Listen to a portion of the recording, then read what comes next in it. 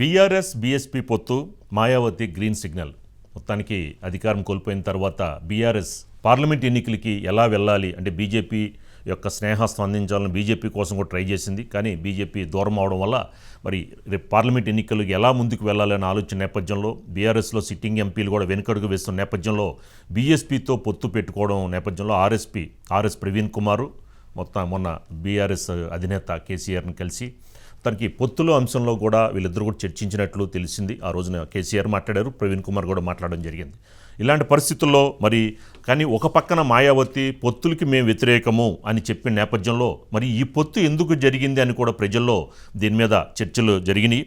కానీ మాయావతి ఏమన్నారు అనేది ఆర్ఎస్ ప్రవీణ్ కుమార్ గారి మాటల్లో అయితే మాత్రం అంటే జాతీయ పార్టీలతో కానీ అంటే ఎన్డీఏ ఇండియా ఈ కూటమిలో మేము పొత్తు పెట్టుకోము, కానీ లోకల్గా అంటే ఏ స్టేట్లో ఉన్న ప్రాంతీయ పార్టీలు ఈ ఎన్డీఏ ఇండియా కూటమిలో లేని పార్టీలతో అయితే మేము పొత్తు పెట్టుకుంటామని మాయావతి చెప్పిన దానికి సంబంధించిన అంశాన్ని బేస్ చేసుకొని మళ్ళీ దాన్ని తిరిగి ఆర్ఎస్ ప్రవీణ్ కుమార్ గారు చెప్పడం జరిగింది. మరి మాయావతి గారు చెప్పింది మ్యాటర్ ఇది, అంతేగాని ప్రాంతీయ పార్టీలతో పొత్తు అనేది మేము ఓకే అని చెప్పని ఆవిడ ఈ రోజున అంగీకారం తెలిపింది. కానీ మొన్న మాయావతి దాన్ని వ్యతిరేకించిన నేపథ్యంలో మరి ఎందుకని మాయావతి చెప్పక ముందే వీళ్ళు ఎందుకని ముందుకు వచ్చారు, ఒకవేళ నాగర్ కర్నూలు ఎంపీ సీటీని ఆశిస్తున్నారా అన్న అంశం కూడా తెరపైకి వచ్చింది. అంటే బీఆర్ఎస్తో పొత్తు పెట్టుకుంటే నాగర్ కర్నూలు ఎంపీ సీటు ఆశించి ఈయన ముందు స్టెప్ వేశారు, మాయావతి దగ్గర నుంచి పర్మిషన్ తీసుకోకుండా ముందు స్టెప్ వేశారు అని చెప్పిన అంశం కూడా తెరపైకి వచ్చింది. దీనిపై కూడా కేసీఆర్ కూడా నేను మాయావతితో మాట్లాడుతాను అన్నారు, కానీ 4 రోజులైనా కూడా ఎక్కడా పొత్తు అంశం బయటికి రాకపోవడం, తర్వాత మాయావతి గ్రీన్ సిగ్నల్ ఇచ్చారని కూడా ఆర్ఎస్ ప్రవీణ్ కుమార్ గారు మాట్లాడడం జరిగింది. దీనిపైన మనకి మరింత సమాచారం మా ప్లానింగ్ ఎడిటర్ సురేష్ అందిస్తారు. సురేష్, మరి ఇంతకుముందు మాయావతి గారు సిగ్నల్ ఇవ్వలేదు అని మనకి వార్తలు వచ్చిన నేపథ్యంలో తర్వాత మరి మాయావతి గ్రీన్ సిగ్నల్ ఇచ్చారు అంటే ఏ అంశాలను బేస్ చేసుకుని అంటే వీళ్ళ యొక్క అంశాన్ని బేస్ చేసుకుని ఆవిడ చేత స్టేట్మెంట్ ఇప్పించారు అనుకోవచ్చా సురేష్? సీతారామరాజు గారు, మీకు తెలుసు అంటే ఒక్కరోజు ముందు మాయావతి గారు ఒక స్టేట్మెంట్ ఇచ్చారు. ఏంటంటే మేము దేశంలో బీఎస్పీ అనేది దేశంలో తెలంగాణ కాకుండా దేశంలో ఏ రాష్ట్రంలో కూడా మేము పొత్తు పెట్టుకోవట్లేదు, ఒంటరిగానే మేము ఎలక్షన్స్ 2024 లోక్సభకు వెళ్తున్నాము అని చెప్పారు. అయితే మీకు తెలుసు అంతకుముందే ఆర్ఎస్ ప్రవీణ్ కుమార్ గారు మనకి కేసీఆర్ గారిని కలవడం, ఆ మీటింగ్లో హరీష్ రావు గారు ఇతర నేతలు కూడా ఉండటం, తర్వాత బయటకు వచ్చిన తర్వాత కేసీఆర్ గారు ఆర్ఎస్ ప్రవీణ్ కుమార్ గారు ఇద్దరు మాట్లాడారు. ఏంటంటే లోక్సభ ఎన్నికల్లో బీఎస్పీ బీఆర్ఎస్ 2 పార్టీలు కూడా కలిసి పోటీ చేయబోతున్నాయని చెప్పి ప్రకటించారు. సో దాని మీద ఆర్ఎస్ ప్రవీణ్ కుమార్ గారి మీద ఆ రకంగా విట్టింది బీఎస్పీలో కూడా ఒక వర్గం వ్యతిరేకించింది. అసలు బీఆర్ఎస్ నిన్నటిదాకా మనం దళిత వ్యతిరేకంగా ముద్ర వేసిన ఆ బీఆర్ఎస్ తోటి మనం ఎలా పొత్తు పెట్టుకుంటాం, ఆర్ఎస్ ప్రవీణ్ కుమార్ గారు యూనిలాటరల్గా వెళ్ళి కేసీఆర్ గారిని కలిశారు. ఆయనకి ఏదో ఒక లోక్సభ మీరు చెప్పినట్టుగా నాగర్ కర్నూలా లేకపోతే కేసీఆర్ గారు అన్నట్టు ఆయన రాష్ట్ర నాయకుడు నాగర్ కర్నూలు కావచ్చు, వరంగల్ కావచ్చు, పెద్దపల్లి కావచ్చు, లోక్సభ ఎస్సీకి ఏ కాన్స్టిట్యున్సీ ఎక్కడి నుంచైనా ఆయన పోటీ చేయొచ్చు, ఆ విషయం పక్కన పెడితే సో ఆయన ఒక లోక్సభ సీటు కంటెస్ట్ చేయడం కోసం ఈ రకంగా చేయడం ఎంతవరకు సబబు అని చెప్తూ వితిన్ ది బీఎస్పీలో కూడా ఒక వర్గం వ్యతిరేకించింది. సో ఆ వ్యతిరేకించిన నేపథ్యంలో మాయావతి గారు ట్వీట్ చేశారు. ఏంటంటే దేశవ్యాప్తంగా మేము ఏ పార్టీతో కూడా మేము పొత్తు పెట్టుకోవట్లేదు ఇంక్లూడింగ్ బీఆర్ఎస్తో అనే మీనింగ్ దాంట్లో రావడంతో ఇక్కడ ఒక చర్చ జరిగింది. ఏంటంటే ప్రవీణ్ కుమార్ గారు తాను ఏకపక్షంగా ప్రకటించారు, వెళ్ళి కేసీఆర్ గారిని కలిశారు. యాక్చువల్గా మాయావతి గారు ఆశీస్సులు లేవు, దీన్ని బట్టి పొత్తు లేదు అని చెప్పని ఒక అభిప్రాయం వ్యక్తమైంది.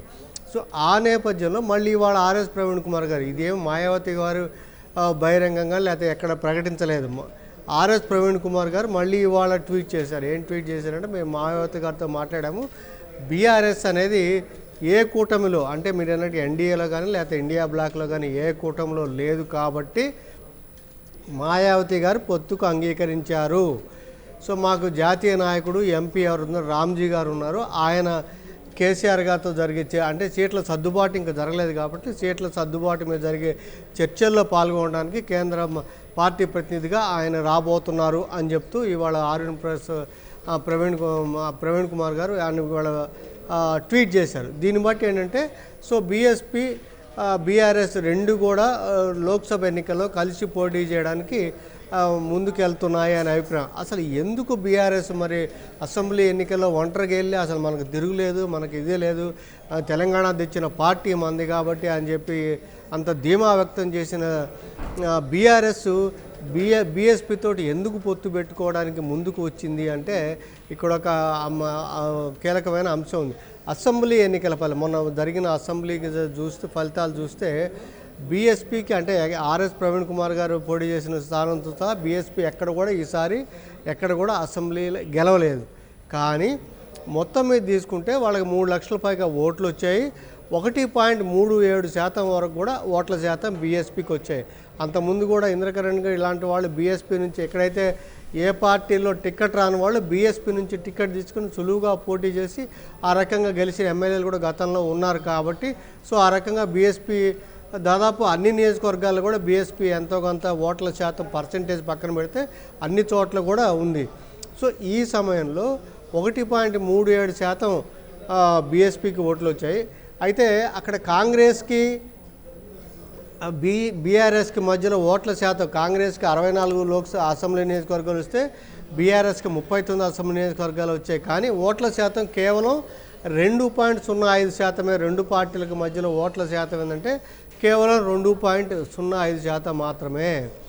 ఇలాంటి సందర్భంలో మీకు ఇటీవల జరిగిన సర్వేలు కానీ ఇతర చెప్తున్నాయి. ఇప్పుడు బీఆర్ఎస్కి 9 లోక్సభ స్థానాలు ఉన్నాయి. కాబట్టి దాంట్లో 5, 6 లోక్సభ స్థానాలు ఈసారి కోల్పోయే అవకాశం ఉంది. అసెంబ్లీని కోల్పోయినట్టే ఇక్కడ ఇది కూడా వాళ్ళ బీఆర్ఎస్ ఎంపీల సంఖ్య తగ్గే అవకాశం ఉందని ఆ రకంగా కొంతమంది బీఆర్ఎస్ వాళ్ళు అటు కాంగ్రెస్లో కానీ లేకపోతే బీజేపీలో ఎక్కువ మంది చేరుతున్నారు.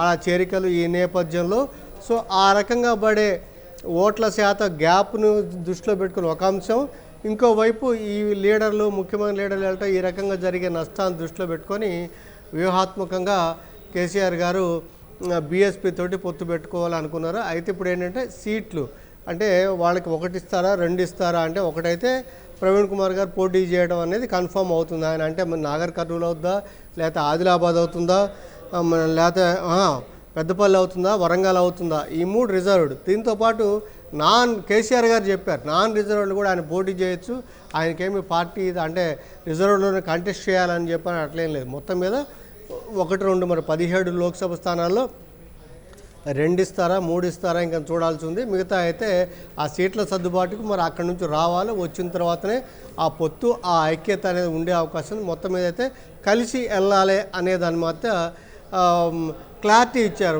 ఆర్ఎస్ ప్రవీణ్ కుమార్ గారు. అయితే మరి మాయావతి గారు ఇంతవరకు చెప్పలేదు. అది అక్కడి నుంచి కనుక కేంద్ర పార్టీ నుంచి కనుక చర్చలకు కనుక వస్తే అది కన్ఫర్మ్ కింద మనం భావించాలి. ఆ రకంగానే 2 పార్టీలు కూటమిగా వెళ్ళే అవకాశం అయితే లోక్సభ ఎన్నికల్లో ఉంది. సీతారామరాజు గారు. రైట్ సురేష్.